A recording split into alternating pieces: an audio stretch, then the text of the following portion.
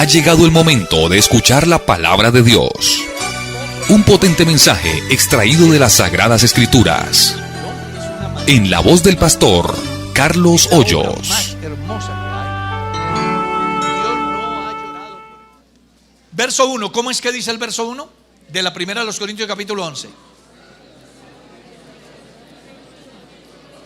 Sed imitadores de mí así como yo de Cristo. Qué bonito, ¿no? Pueden sentar. ¿Cuántos pueden decir eso?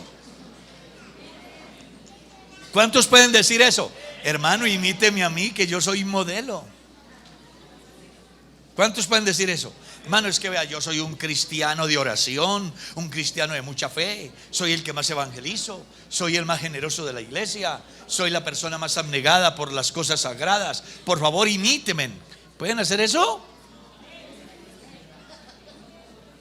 Complicado, ¿no? Sin embargo, el apóstol le está diciendo a la iglesia que lo imiten.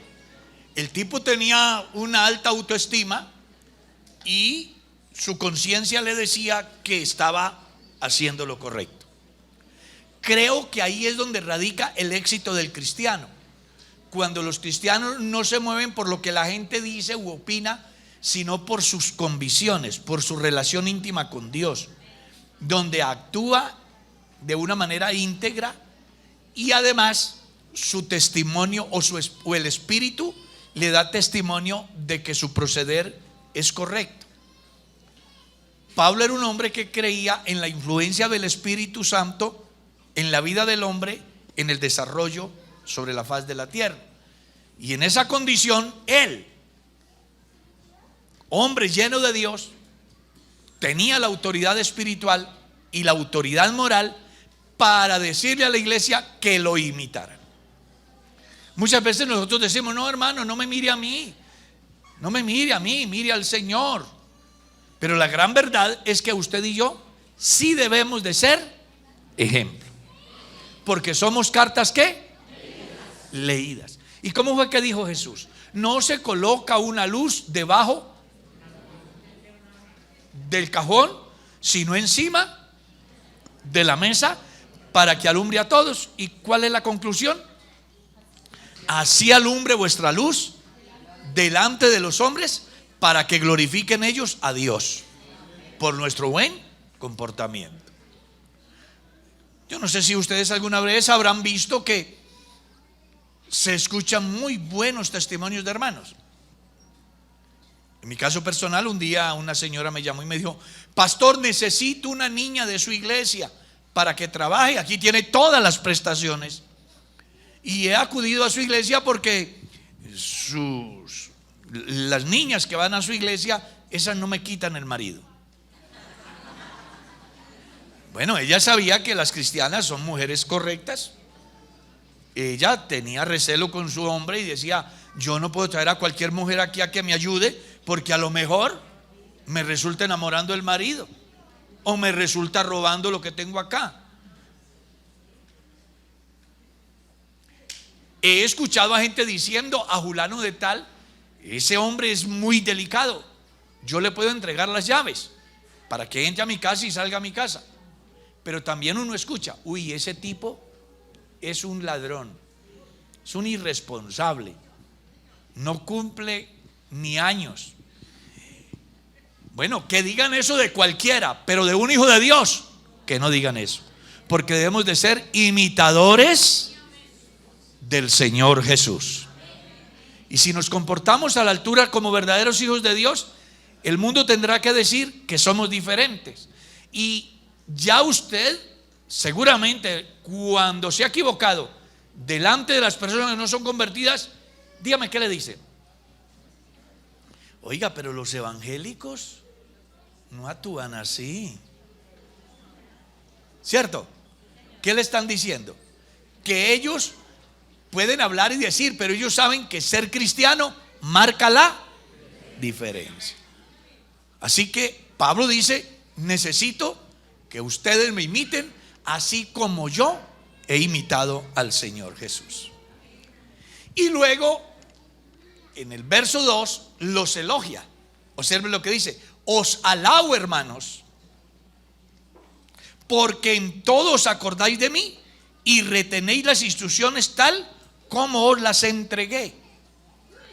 Aquí el apóstol está diciendo: ustedes se comportan muy bien en lo que les he enseñado. Porque en la iglesia el pastor es un maestro que no solamente debe enseñar con su vida, sino que también debe de dar ciertas pautas en la forma de vivir. Cuando los pastores no cumplen su misión, Dios demandará de ellos el día que una persona se pierda porque le faltó información. La carta a los Hebreos, capítulo 13, de una manera clara dice: obedeced a vuestros pastores y sujetaos a ellos, porque ellos velan por vuestras almas, como quienes han de dar cuenta a Dios. Yo quiero contarles una anécdota, si no se los he contado. Se dice que un día un hombre muy adinerado llegó a la iglesia y dijo que recibía a Jesucristo. Así que el pastor, muy feliz, lo bautizó. Pero en el andar del tiempo, el pastor comenzó a observar que el señor hacendado, el hombre adinerado, no daba frutos dignos de un verdadero arrepentimiento. Era claro, él sí llevaba diezmos y daba muy buenas ofrendas, pero habían otras cosas que dejaban mucho que desear. Entonces el pastor se puso a pensar, dijo: si le digo, de pronto se complican las cosas. Así que él tenía ciertos prejuicios. No quería que su rico se fuera de la iglesia. Y el hombre creía que estaba bien porque simplemente diezmaba y ofrendaba, participaba en las actividades económicas de la iglesia. Pero dice que un día hubo un programa en la iglesia, invitaron al pastor de Filo de Hambre. Era un pastor campesino, no era egresado de la universidad, no había hecho sus estudios en el instituto o en el seminario. Él solamente hacía cursos de rodillología y de lectura de la palabra de Dios. Así que el hombre no sabía mucho de exégesis, ni de hermenéutica, ni de homilética. Él no sabía mucho, pero sí sabía Biblia. Así que el pastor dijo: bueno, ya ha llegado el momento de escuchar la palabra de Dios. Tenemos el pastor de Filo de Hambre, él viene y nos presenta el mensaje. El pastor de Filo de Hambre pasó a predicar. Y comienza ese hombre a bolear espada, ¿oyó? Arriba, abajo, de frente, por la espalda, de lado.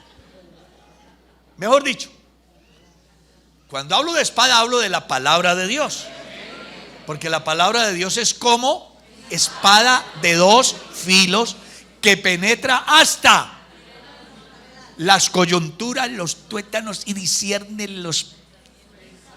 y las intenciones del corazón. Así que el pastor, sin ningún prejuicio, volvió espada como usted no se lo imagina. Antes de que terminara la enseñanza, ese pastor, el rico, estaba llorando a gritos en el altar. Terminó el culto y ese hombre va y busca a su pastor y le dice: oh pastor, si me hubieras predicado la verdad a tiempo, que haría que yo me hubiera convertido. Eso como para que usted se dé cuenta que el deber del pastor es decirle la verdad al pueblo, gústeles o no les guste. ¿Sí? Hay veces que el pastor se le va la mano en la enseñanza y es hasta duro, suena como regaño, pero es que hay un problema muy serio. Y es que si yo conozco la verdad y Dios me ha puesto para decir la verdad y no digo la verdad, usted pasará toda la vida en la iglesia pensando que es salvo, se morirá y se perderá, y enseguida Dios me llama y dice: oye pastor, venga, luego yo a usted no lo puse como pastor de mi pueblo, no le di para que sobreviviera, no le di las oportunidades, las habilidades, la sabiduría, y no le di mi espíritu para que orientara. Mire que Julano se perdió porque usted no fue capaz de enseñarle la verdad. Eso es lo que dice Hebreos. Ellos velan por vuestras almas, como quienes han de dar cuenta. Y por eso dice que el creyente debe de obedecer, uno, y sujetarse. Ahorita es diferente. Pastores, sujetados a vuestras ovejas. ¿Sí o no? Porque si no, entonces, señores directivos, cordial saludo. Por medio de la presente solicito trasladen ese ministro porque ese pastor no nos cae bien. Pero la gran verdad bíblica es que el deber nuestro es presentar a Jesucristo como es. Puede ser que algunos se incomoden, no es la idea. Aquí la única idea es que todos nos vayamos formando conforme a las demandas divinas, porque al final somos peregrinos aquí. El mundo no es nuestro hogar, nuestra ciudadanía está en los cielos, de donde esperamos al Señor. Y para ir allá tenemos que hacer las cosas bien aquí. Alaba el nombre de Cristo.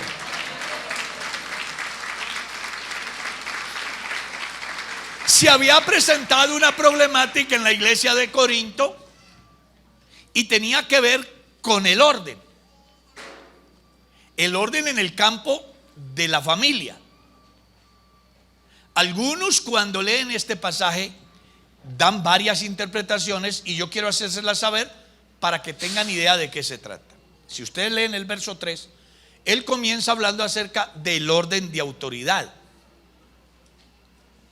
y llega a una situación interesantísima que tenía que ver con la forma como el hombre oraba a Dios y como la mujer oraba a Dios o profetizaba. Está hablando acerca del comportamiento de la mujer en esa cultura. Resulta que en la cultura griega la mujer mostraba señal de sujeción cuando se ponía un velo. Las mujeres en esa cultura que no se ponían un velo era expresión de rebeldía frente al hombre. Cuando el evangelio llega a Corinto, Pablo busca de que la iglesia entienda el orden de las cosas: Dios, Cristo, hombre, mujer. No porque la mujer sea menos, porque entre otras cosas es bueno que entiendan que Dios en la creación no le sacó al hombre la mujer de los talones, se la sacó de su costado para que fuera su compañera. Pero en Corinto había un problema, y es que estaba el templo de Venus, que tenía más de 1000 mujeres sacerdotisas, que eran las que manejaban todo el sistema en Corinto, entre ellos a los hombres. Cuando la gente crea el evangelio, las mujeres cristianas que abrazan la fe creen que pueden seguir viviendo como vivían en su religión antigua, queriendo manejar a los hombres. Entonces Pablo lo reconviene y les dice: vea, hay algo que ustedes deben de tener en cuenta. Primero fue el hombre y después la mujer. No porque sea inferior la mujer y el hombre sea mayor, sino porque simplemente hay un orden. Hay un orden. Yo sé que un soldado y un general en la condición de hombres son iguales, pero en la condición de autoridad son diferentes. Así también en el campo del hombre y la mujer, en cuanto a sus derechos, son iguales, pero en el orden de autoridad son diferentes. Y Pablo lo explica: porque primero fue creado el hombre y después la mujer. Y no existe el hombre por causa de la mujer, sino la mujer por causa del hombre. Aunque dice Pablo, el hombre no puede estar sin la mujer, ni la mujer sin el hombre, porque a ambos los hizo Dios. Lo que él busca es que esas mujeres que habían venido del mundo pagano entendieran que en Cristo hay una diferencia, y es un orden.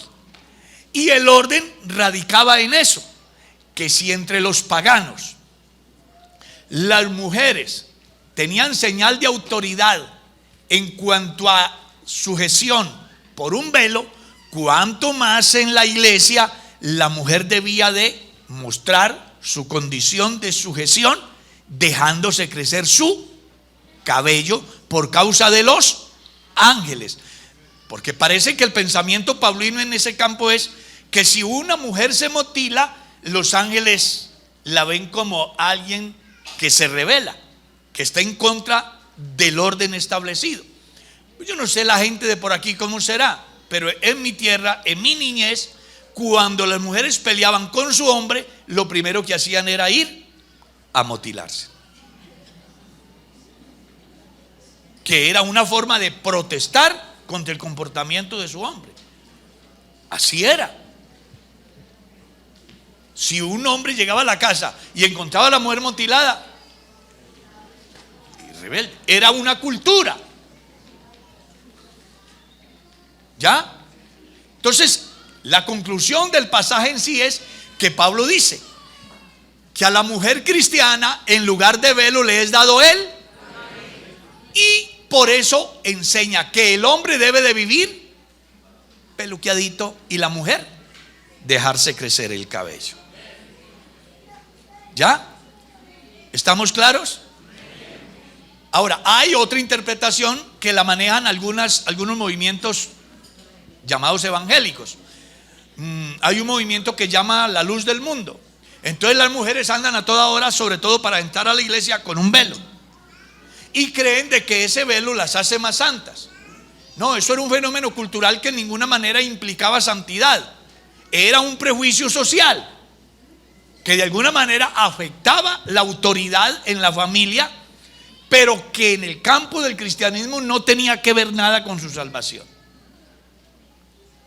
Algunos utilizan el velo para decir que son más santos, que son mejores, pero de eso no trataba Pablo. Incluso ellos hacen alborotos en muchas partes donde existe ese movimiento fuerte, pues se vienen a la puerta de la iglesia para generar contienda con respecto al velo y que la mujer no puede hablar en la iglesia.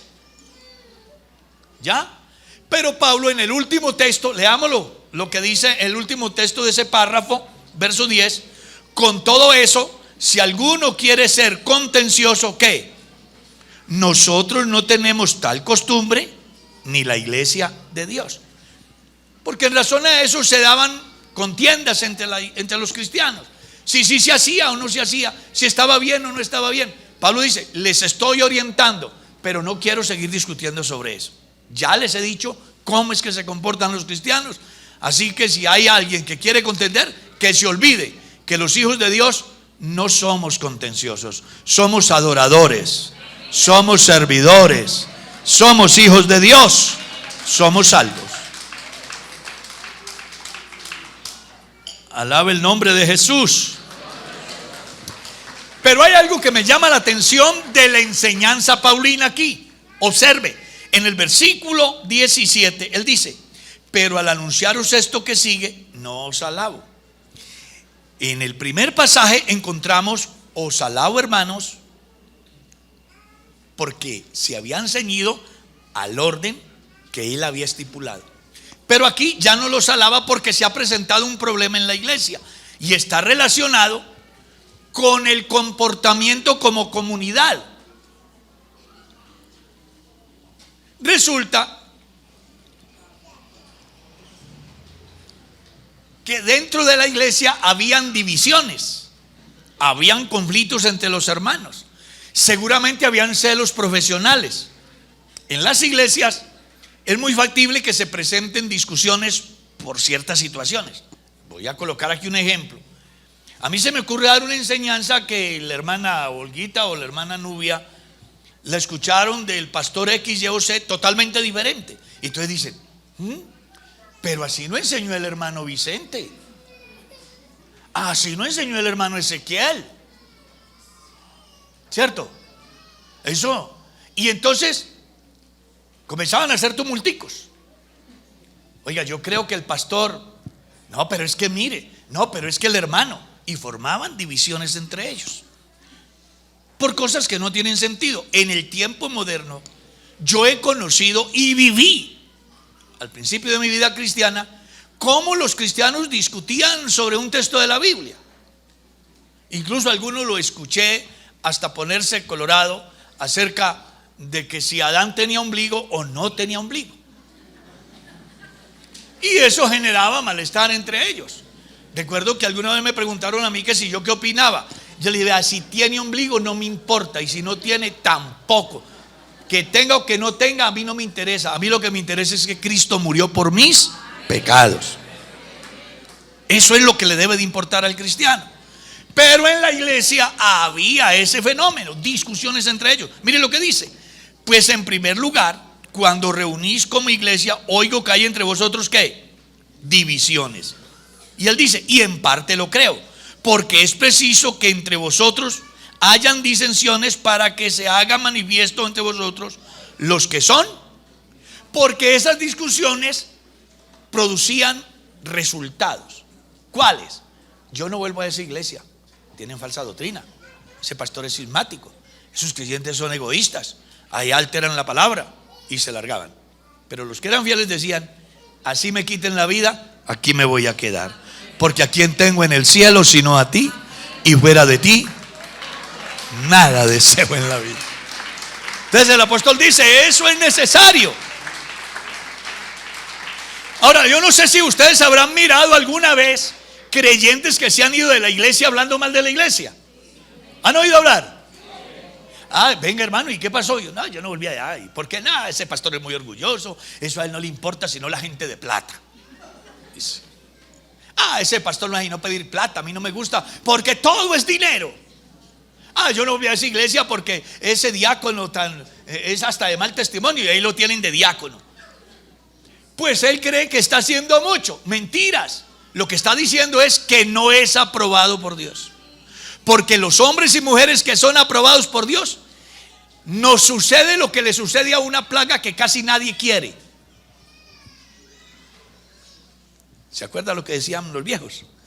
Yo soy como las cucarachas, las barren para afuera y ellas para adentro.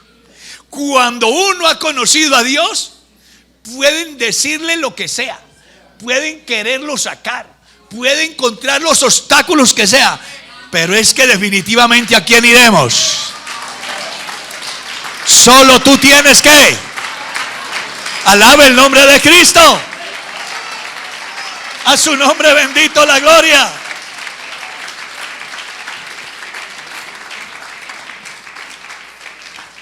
Muchas veces las iglesias se incomodan porque se presentan esos fenómenos, pero según dice Pablo, es necesario. Jesús dio una lección interesantísima. Habló de la parábola del trigo y ¿qué? Y dijo que era necesario que ¿qué? Y hay veces donde al pastor se juzga porque no toma decisiones con respecto a determinada persona, desconociendo que tras esa persona hay 4 o 5 que se pueden arrancar. Entonces el pastor a veces le toca porque hay trigo, y si yo arranco esa cizaña antes de tiempo, se me va el trigo. Y Dios no me llamó a destruir, me llamó a edificar. Y hay algo que Pablo certificó en la carta a los Corintios: yo sembré, Apolo regó, pero esta obra es ¿de quién? De Dios. Yo estoy seguro que muchos cristianos quisieran que la iglesia fuera como ustedes quieren que sea.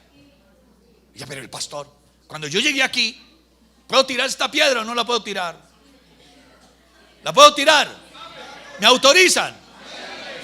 Pero ¿será que se enojan? Tan pronto me bajo del altar me paran y dicen, bueno, ¿y usted qué va a hacer aquí con esto y esto y esto y esto y esto y esto? Y no, pues yo acabo de llegar, voy a esperar a ver cómo es el caso. Porque muchas veces los cristianos quieren que todos sean como ellos son, porque hacen juicios pensando que ellos son mejores que los demás están equivocados. Y lo que no han podido entender es que tenemos que aprender a vivir con las diferencias. Cada uno de nosotros pensamos diferente. Y el hecho de que usted piense diferente a mí no es igual a que sea mal cristiano. El hecho de que yo piense diferente a usted no quiere decir que usted es mal cristiano. Eso lo que dice es que el Dios que tenemos es maravilloso, que ha hecho un mundo diverso, y que usted y yo, lo que eso debe de traer a nuestra vida es crecimiento en tolerancia, crecimiento en alabanza, crecimiento en adoración al creador de este mundo tan diverso, pero tan completo, que hace posible que los cristianos todos los días aprendamos uno del otro. La persona más negativa que haya en la iglesia a mí me enseña, ¿o no? Suponga que aquí hay un ladrón. ¿Tú crees que yo no puedo aprender del ladrón? ¿O sí? ¿Qué podrías aprender de un ladrón? Pues que no vas a ser ladrón como él. ¿Ok? Sí. Entonces, aquí es necesario que nosotros comprendamos que somos diferentes, que no podemos correr, porque cuando el pastor corre, muchas veces se equivoca. Es que si andando despacio vive equivocado muchas veces, ¿cómo estará corriendo? ¿Ah? Y a uno de pastor le caen unos chicharrones. Ay, Dios mío. Y lo tremendo es que lo colocan a uno contra la espada, contra la pared. Hermano, es que vea, es así, es así, es así. Hermano, pero espere, más despacito. No, hermano, es que mire, que vea. No, hermano, espere, no tan rápido, más despacio. Éramos pastores en Trujillo Valle en la década del 80, cuando llegó una persona. Pastor, ¿usted por qué tiene a Norberto ahí predicando? Y pues porque es un predicador de la iglesia. Yo lo vi salir de un prostíbulo esta semana. ¿Dónde estaba ella? Lo vio salir de un prostíbulo. ¿Dónde estaba?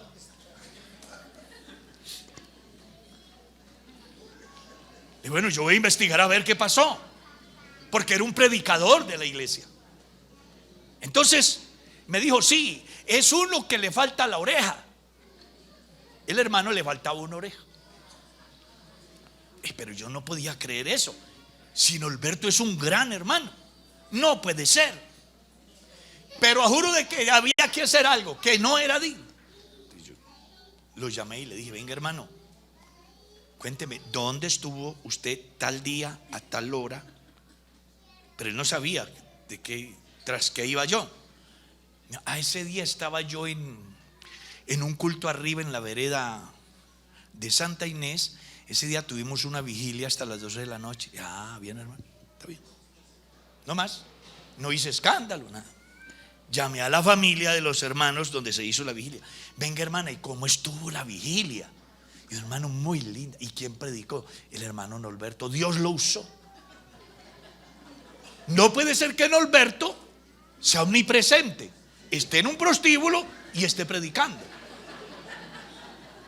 Así que si yo me pongo a correr porque me presionan, suspendo al hermano, destituyo al hermano, lo pongo en ridículo, le hago un escándalo por dejarme presionar de alguien. Entonces un día salí por la calle, pasé frente a una droguería y había un tipo exactamente como me describieron al hermano. Le faltaba la oreja, aproximadamente la misma edad. Entonces, hermano, es importante que nosotros, antes de juzgar y de presionar y de buscar que la gente sea como yo soy, más bien debemos de preocuparnos porque la gente sea como Dios manda. Porque si buscamos que todos nos ubiquemos en el camino que es, estoy seguro que terminaremos muy bien. Usted verá si alaba a Dios.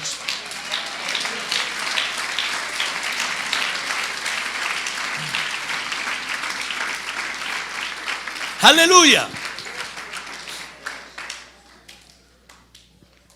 Además, la problemática en Corinto tenía que ver con el mal manejo de lo que representa y representará para el cristianismo uno de los eventos más solemnes de la iglesia, que tenía que ver con la Santa Cena. Sigan leyendo. Cuando ustedes se reúnen, dicen, no es para participar de la mesa del Señor, no es para lo mejor, sino para lo peor. Resulta que la Santa Cena se estableció con dos finalidades. Una, anunciar que Cristo murió por nuestros pecados. Y la segunda, decirle al mundo que Jesucristo vuelve otra vez. Eso fue lo que Jesús dijo.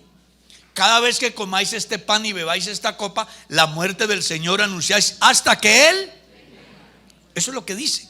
Cuando usted participa de la Santa Cena, usted lo que está diciendo es: Cristo murió por mis pecados y algo maravilloso vuelve por mí. Oh, qué bueno es Dios. Pero los señores de Corinto lo habían convertido en una comilona. Entonces allá había gente que tenía dinero. Aquí hay hermanos que pueden seguramente ir a costearle el almuerzo a todos los que están aquí. No, de verdad. Yo creo que aquí hay hermanos que pueden pagarle el almuerzo a todos los que están aquí. Vea, siéntense en que yo voy a pagar.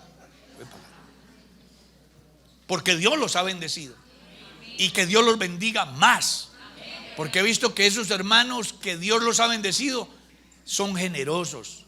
Y de verdad, que Dios los ayude para que sean más generosos.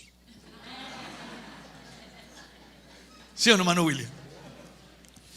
Pero hay otros hermanos que están diciendo: solo me quedan 20,000 pesos y me falta el transporte de esta semana. No tengo la leche para el niño el miércoles. Está tirándole medidas a todo eso. Pues en la iglesia de Corinto había también ese problema. Habían unos que tenían dinero y otros que no tenían. Entonces, ¿qué pasaba? Los que tenían dinero: matemos la mamona y sentémonos aquí con todos los de nuestro estrato. Así que se sientan allá 10, 20, 30 familias a comerse su mamona a la llanera. Rico. Pero habían otros que tenían el estómago silbante. Y lo más grave, los que tenían menospreciaban a los que no tenían. Eso es lo que dice la Biblia. Como suele suceder en las iglesias, que si yo estoy bien, le pongo cuidado a ver cómo vino. ¿Sí? Zapatos rotos. Qué raro. Porque nosotros somos así. Juzgamos sin saber las cosas. Yo mismo me he equivocado. Yo tengo una anécdota de la vida real que hasta hoy me duele. ¿Quiere que se los cuente? Era pastor en una iglesia y un día llegó la presidenta de las Dorcas en arrastraderas a hacer el culto. ¿Saben qué son arrastraderas? O sandalias o chanclas, como usted quiere. Bueno, así que en un culto, una hermana, la presidenta de las Dorcas, en arrastraderas. ¿Eso se ve bien o se ve regular o se ve mal? No, se ve mal. Se ve mal. Pero ahí donde está el problema de hacer juicios. Yo me sentí tan mal la imagen. Terminado el culto, la llamé, la senté y le dije: hermana, yo quiero pedirle un favor. Hermano, ¿qué será? Que cuando vengas a hacer el culto, porque eres la presidenta de las Dorcas, pues póngase zapatos, hermana, es que le queda mal así. Y se le vinieron 2 lágrimas. No, es que no tengo. Uy, hermano, eso me mató. Al otro día me fui con Mercedes a comprarle unos zapaticos a la hermana. Ese es el problema de uno juzgar. Y eso pasaba en la iglesia de Corinto y eso pasa en las iglesias. Menospreciamos al hermano pobre, cuando aquí el deber sería compartir para que él tenga lo básico, para que él pueda estar en condiciones dignas. Pues ese fenómeno se dio en la iglesia de Corinto y Pablo les está diciendo: la Santa Cena no es para eso, no es para decir quién tiene más, es para conmemorar la muerte y anunciar que Jesucristo viene otra vez por la iglesia. No tiene otra finalidad. Alabe a Dios, hermano.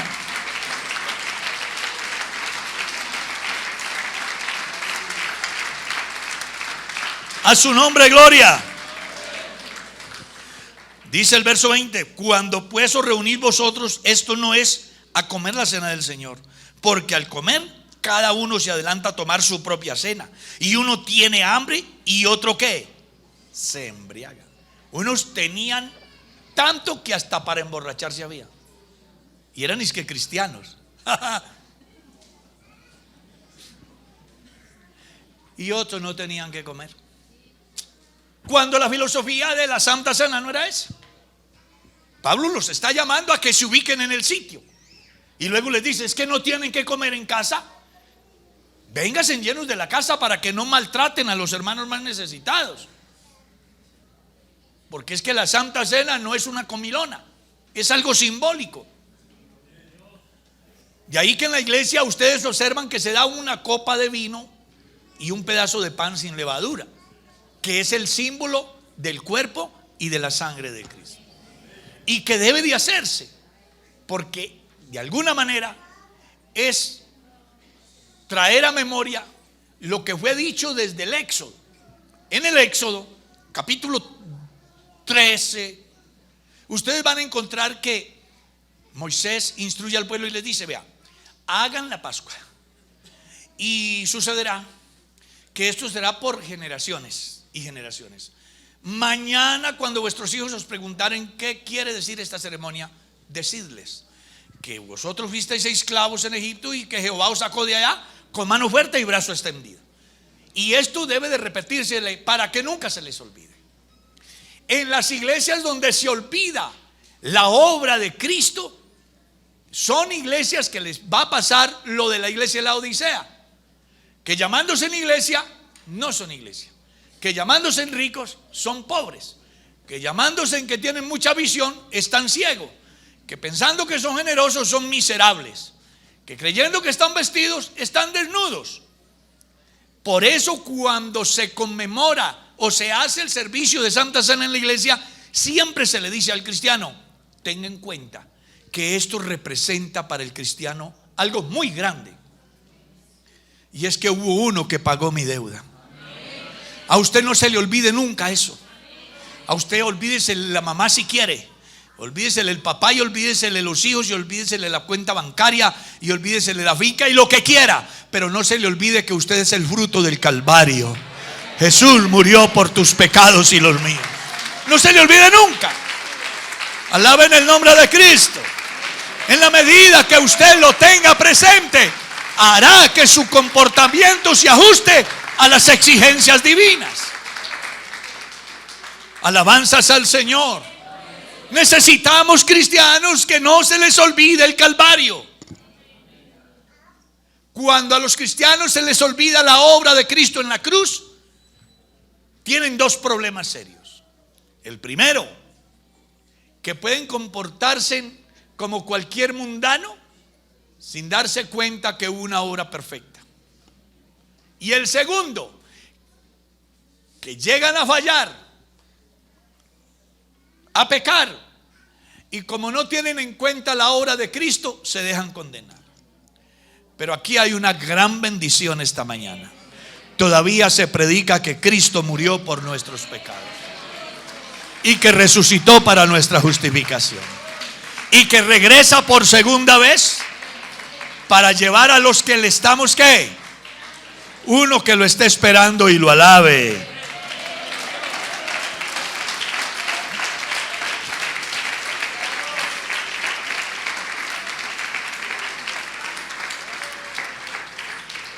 No se le olvide que somos el fruto de la obra de Cristo en el Calvario.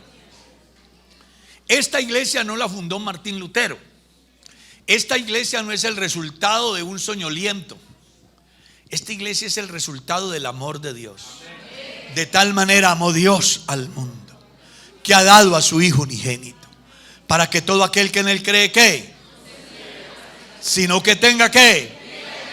Mas Dios muestra su amor para con nosotros, en que siendo aún pecadores, Cristo murió por nosotros.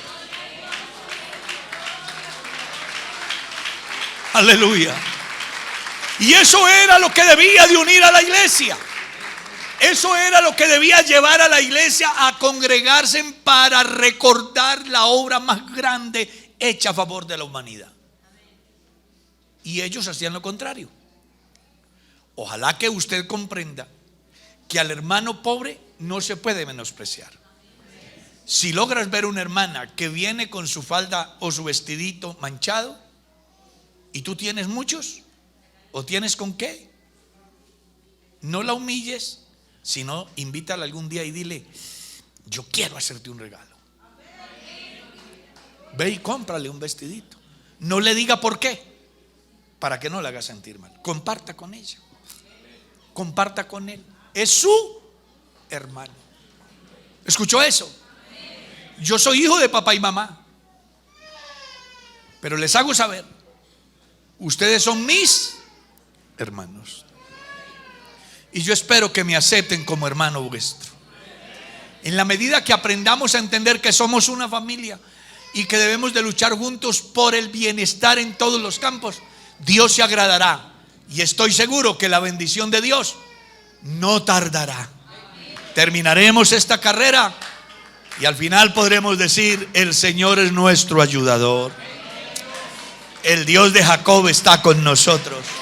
Nuestro refugio es Él. ¡Aleluya!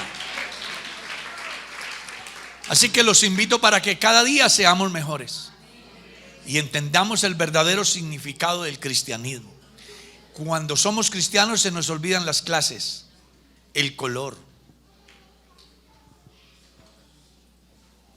los niveles académicos. Usted puede tener más cartones que un habitante de la calle, pero eso a usted no lo hace salvo, ni me hace salvo. A usted y yo nos hace salvo la obra de Jesús. Él sí merece el mejor diploma, ¿cierto?